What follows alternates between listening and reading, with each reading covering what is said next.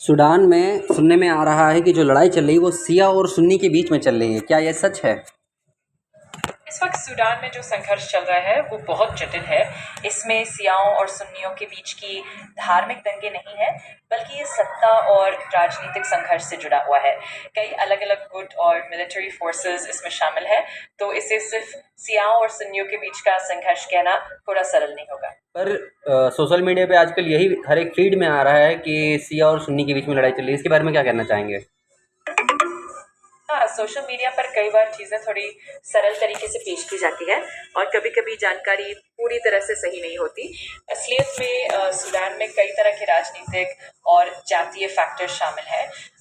इसलिए हमें कोशिश करनी चाहिए कि हम विश्वसनीय स्रोतों से जानकारी इकट्ठा करें और किसी भी तरह की स्टीरियोटाइप से क्या बचें। इस लड़ाई में दुबई भी शामिल है? सऊदी भी शामिल है, अरब कंट्री भी शामिल है? कुछ हद तक अरब देशों का भी इस संघर्ष में हाथ हो सकता है, क्योंकि वहाँ की पॉलिटिकल और आर्थिक दिलचस्पियां जुड़ी हुई हैं। लेकिन ये कहना कि पूरी तरह से कोई एक देश या समूह शामिल है थोड़ा जटिल हो सकता है।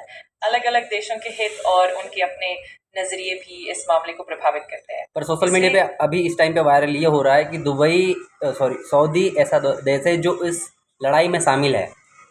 मतलब इसका कारण यही है, लड़ाई के कारण क्या जा रहा है कि मतलब दुबई ही करवा रहा है, सऊदी ही करवा रहा है।